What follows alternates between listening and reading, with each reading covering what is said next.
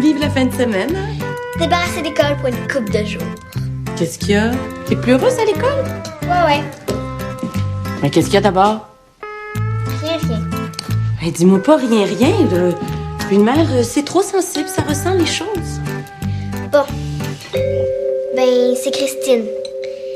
Hier, elle voulait qu'on parle de notre famille. Puis? Ben, elle m'a demandé si mes parents avaient un dépanneur. C'était une joke, j'espère? Non. Du mépris d'abord? Elle a demandé ça gentiment. Et elle a seulement cru que Ming était vietnamienne. Et justement, c'est assez borné puis réducteur. Pensez que toutes les Vietnamiens tiennent des dépanneurs. Il y en a qui ont des pharmacies aussi. Penses-tu que ça peut aider si j'ai dit que mon père n'est pas vietnamien mais qu'il est noir? Ma petite juive, toi. Je ne veux pas te décourager, mais ce ne sera pas la dernière fois. Que je vais entendre des niaiseries comme Christine a dit. On peut savoir plein de choses, mais être parfois maladroit vis-à-vis des autres. Tu penses que c'était juste maladroit? J'ai déjà vu quelqu'un faire bien pire, sans en avoir le moindrement conscience. Qui? La toute dernière personne qu'on pourrait soupçonner de ça. C'était une période où j'avais beaucoup de travail. Encore ici? Je suis débordé. Et je sais que je vais devoir continuer à la maison. Tu travailles comme un... Je travaille comme un quoi? comme une bête de somme. Ah, fait que c'est pas d'elle que tu parlais. Non, T'es qui d'abord? j'y arrive.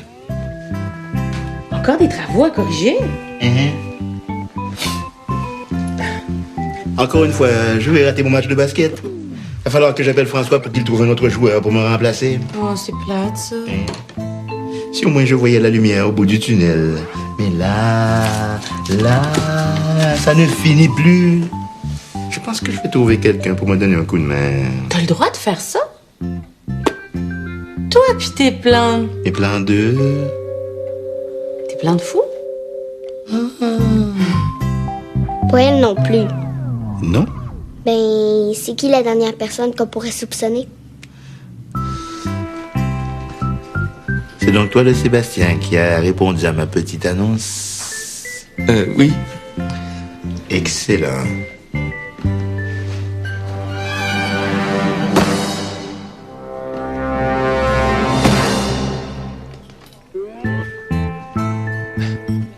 Là, ce que vous me demandez, là... Oui.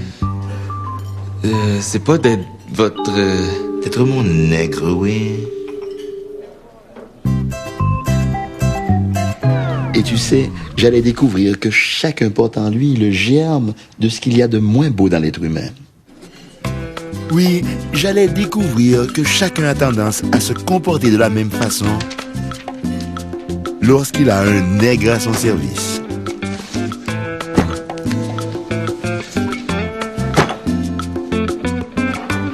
Encore? Est-ce que j'ai entendu une plainte? Non.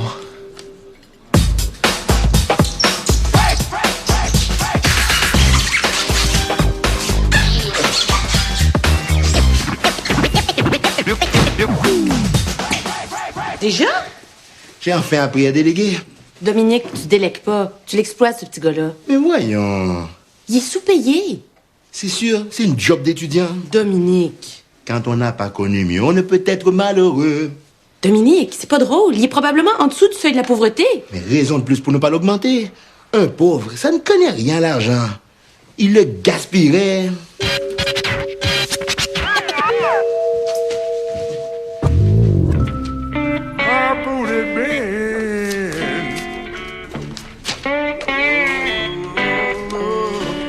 Mais là, ça n'a pas continué comme ça, j'espère. Non, Dieu merci. Sébastien a fini par me faire prendre conscience de ce que je faisais. Comment? Bien, un nègre. En effet, quelques semaines plus tard, un nouveau joueur se joignait à notre petit groupe de basket. Une connaissance de l'ami d'un ami sur lequel mon copain François s'était rabattu pour remplacer quelqu'un. Tu ne devineras jamais qui. Vous connaissez? Oui, mais assez mal. Je ne croyais pas si bien dire.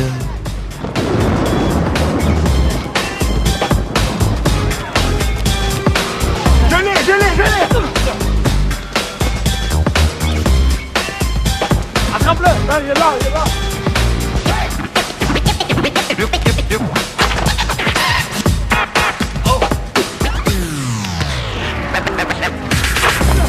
À moi!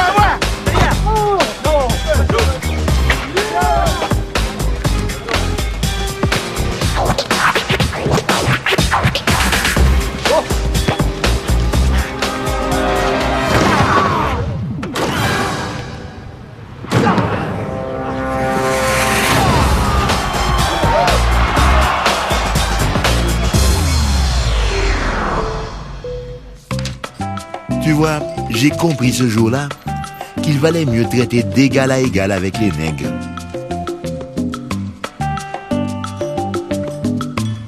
Vraiment mieux, oui. Ah, mademoiselle, vous apportez à ce monsieur tout ce qu'il veut à boire et à manger. C'est moi qui paye. Et c'est mon... Je suis ton. C'est mon assistant, bien sûr.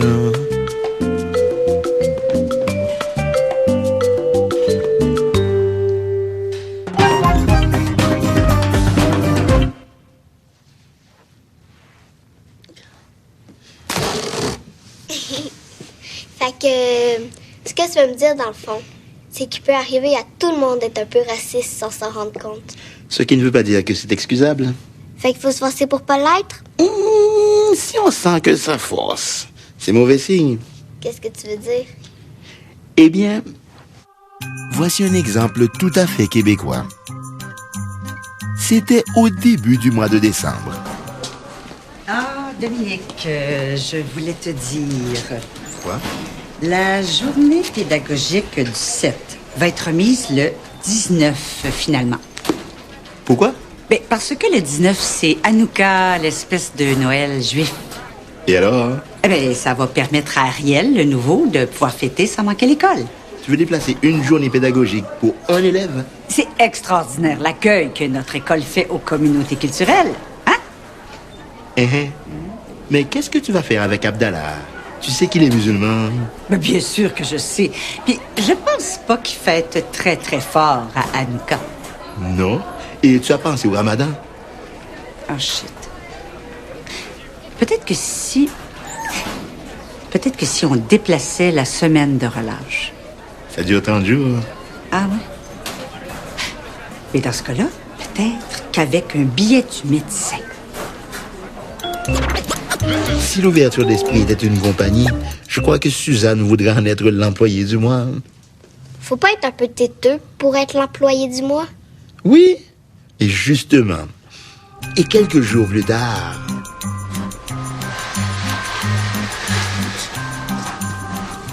Dominique, Oui? tu fais quoi au juste? Tu vois bien, je décore le local pour nous mettre dans l'esprit de Noël. En installant un sapin. Oui, c'est un peu ça la tradition, non? Justement, comment vont se sentir nos élèves issus des communautés culturelles? Hein? En voyant ça, là, dressé devant la classe, comme un symbole arrogant de la façon dont nous, on fête Noël, comme s'il n'y en avait pas d'autre. Suzanne, je pense que... Comment peut-on manquer autant de respect? C'est comme si on voulait, là, leur faire sentir qu'on veut les étouffer, les écraser sous le poids de nos traditions. Alors, le lendemain... Dominique? Suzanne, est-ce que tu tu aimes mon arbre de Noël? Attention, j'aimerais mieux que tu dises pas arbre de Noël. Ça pourrait laisser sous-entendre un rejet à l'égard de nos élèves non chrétiens. Comment veux-tu que j'appelle ça alors, hein? Arbre de vie, arbre de fraternité, je sais-tu. On va mettre un comité là-dessus. Sinon, tu es contente? Ce n'est plus un sapin. Non, c'est bien. Sauf que je trouve que ça fait encore très, très fleur laurentienne. Fleur laurentienne? Ben, un érable. Je trouve qu'il y a encore un petit côté ethnocentrique qui me met mal à l'aise, tu comprends? Puis, le surlendemain... Ah, enfin! Ça, c'est une belle représentation de l'esprit des fêtes. Content que tu l'aimes? Mais qu'est-ce que tu fais là? Quoi, je le décore, mon arbre? Ben, si on lui voit les boules, comment les élèves musulmans vont prendre ça?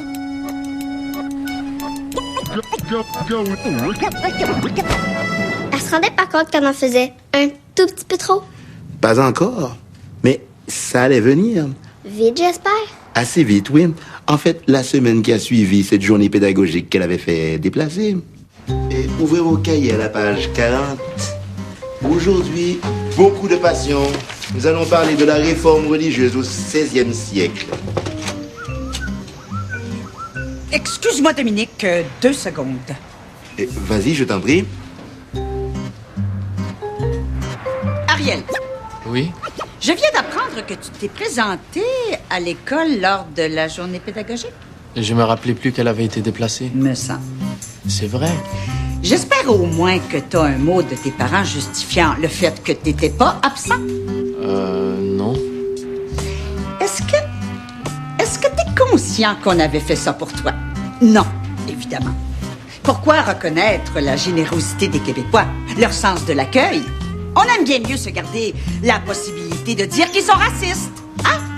On aime bien mieux se donner bonne conscience pour la prochaine fois qu'on va voter non au référendum, hein? Suzanne, Qu'est-ce que ça va prendre pour vous faire apprécier notre gentillesse puis notre chaleur humaine, tabarnak?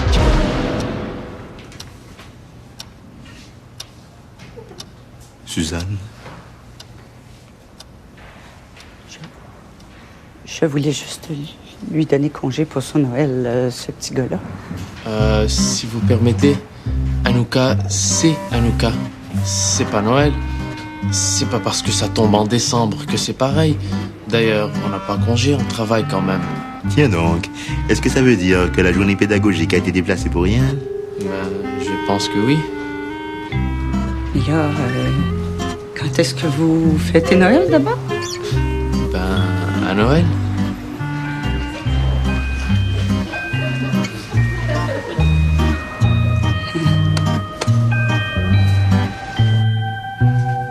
Oui, je crois que Suzanne avait appris quelque chose.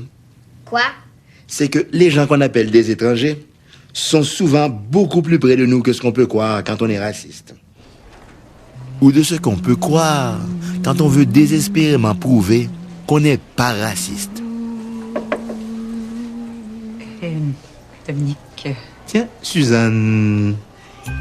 il est très beau, ton arbre de Noël. Merci. En passant, mon Dieu, je voulais m'excuser pour ce matin. Oh, c'est rien, voyons. Je pense que j'ai eu ma petite leçon.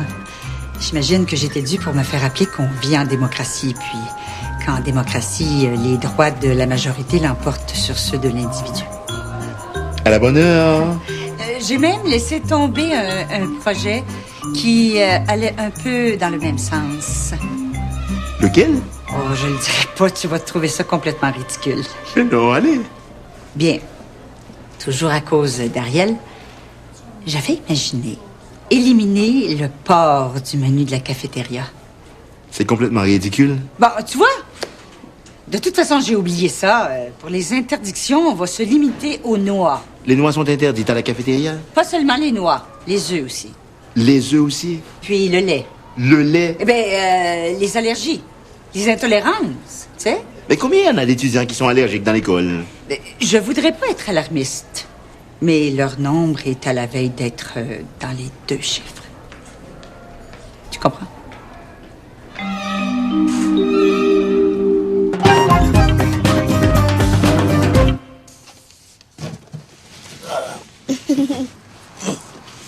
Mais là, papa, au Québec, là, la couleur, ça a-t-il de l'importance? Eh bien, disons que c'est une question très vaste et qu'on peut l'aborder sous des angles très différents. Mais bon, je ne sais pas si tu te rappelles, c'était l'an dernier, je crois, au moment de la campagne électorale provinciale. Ça se peut-tu? Quoi? Les libéraux ramassent pratiquement 99% des intentions de vote chez les non-francophones. C'est bon. Même Fidel Castro ne fait pas d'aussi bon score dans ses référendums. Dominique, 99%. Et je sais, moi aussi ça m'étonne. Où est le 1% qui manque? Est-ce que c'est des petits vieux de Westmount, trop perdus pour comprendre la question? Dominique, c'est pas drôle. Est-ce que tu te rends compte qu'il y a dans la société québécoise un bloc monolithique qui, quoi qu'il arrive, votera jamais pour le PQ? Oui, je sais, mais... Est-ce que tu te rends compte qu'il y a un groupe de gens qui prendra même jamais la peine de se demander pourquoi il y en a qui veulent la souveraineté et qui va toujours et systématiquement refuser de juste envisager que ce soit une possibilité, cette souveraineté-là? Ah, tu parles du vote ethnique. Dominique, tu sais ce que j'ai pensé de cette déclaration-là? Ça m'avait tellement scandalisée. Mais il en demeure pas moins que... Que tu es en train de parler des ethnies? Voyons, tu me connais. Puis, il faudrait que je sois pleine de préjugés pour dire que c'est seulement les ethnies. Après tout, il y a les blocs aussi. Ouf. Ça me rassure. Non, mais ce que je veux dire, là, c'est que ça n'a pas de sens. Tu refuses pas aux habitants du pays qui t'accueillent l'initiative de leur destin. On n'est pas en redésie, si bol. J'y vais.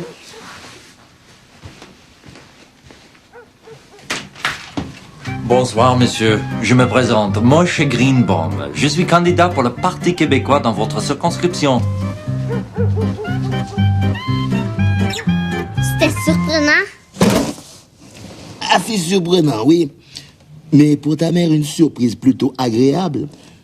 Une fois le choc passé. En tout cas, Monsieur Greenbaum, je vous dis que c'est rafraîchissant de voir quelqu'un comme vous se présenter pour le PQ.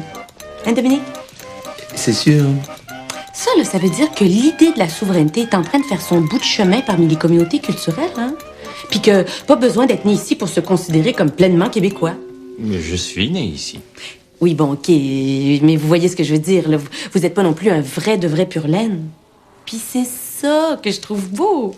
C'est qu'enfin, on puisse aller au-delà des différences de langue et de race pour partager le même rêve.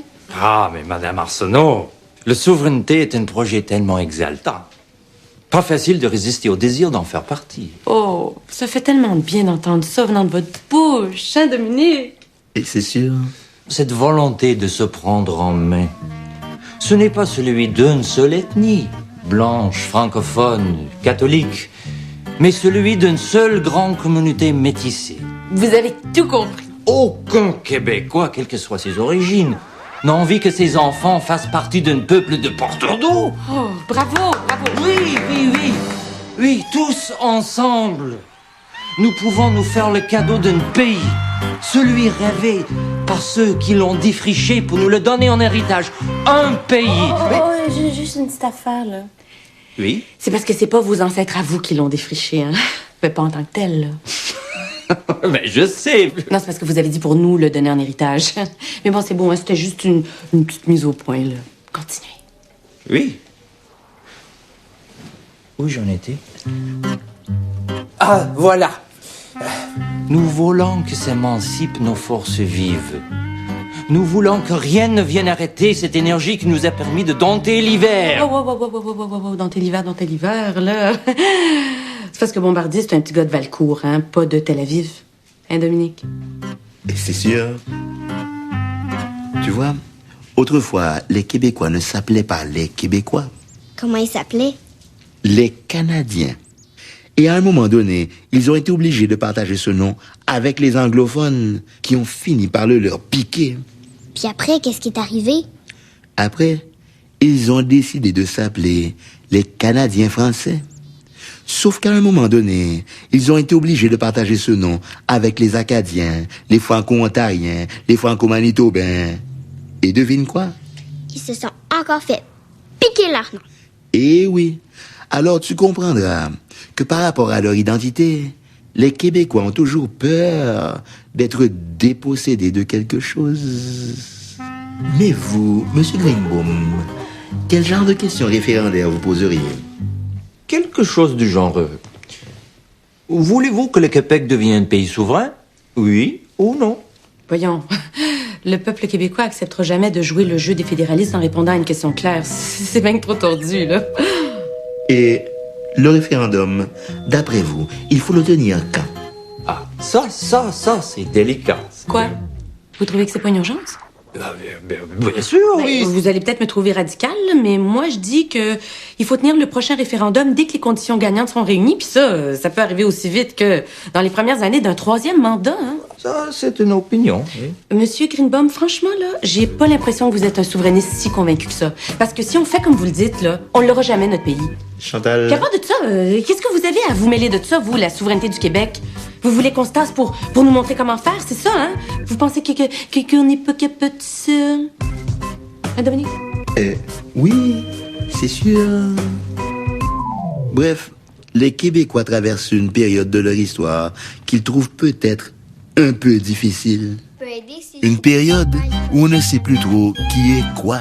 Ma petite juive, toi. Une période où on se pose plein de questions. Et là, quand est-ce que vous fêtez Noël d'abord? À Noël. Une période finalement où l'identité de chacun est remise en question. Ce serait pas écrit en mes discours. Je voudrais parler, entre autres, de la nécessité de franciser l'Université McGill, ainsi que de mon projet de faire élever un monument au FLQ. Mais là, ce que vous me demandez, là, c'est pas d'être votre... D'être mon nègre. Eh oui. Ah, ben, c'était comme nous autres, dans le fond. Qu'est-ce que tu veux dire? Ben, c'est comme maman, toi puis moi. Vu qu'on vient tous d'un pays différent, on sait plus trop ce qu'on est. Ah, mais c'est très clair ce qu'on aime. On est quoi? On est une famille. Il y a de ces appels à la fraternité universelle que même un enfant peut comprendre. Ce que tu veux me dire, dans le fond, c'est que le Québec, c'est comme une grande famille. C'est ça? C'est ça, oui. Que même un enfant peut comprendre, oui, et apprécier à sa juste valeur. C'est bien cucu. Bon, c'était peut-être un peu maladroit, mais au moins j'avais fait un effort. Et en ce sens, je me sentais tellement québécois. Puis, Et je ne crois pas que ça l'ait traumatisé. n'empêche, hein, faut tout le temps être aux aguets, la xénophobie est tellement partout. C'est sûr. En tous les cas, ça m'a fait réfléchir, puis ça m'a convaincu de m'impliquer puis de militer contre le racisme. Comment? Je veux devenir membre de la Ligue des Noirs. Pardon? Les jeunes filles de la communauté noire manquent cruellement de modèles de réussite. Puis regarde, moi, je suis avocate. Chantal, tu es blanche. Puis, ils sont bien mal placés pour faire de la discrimination.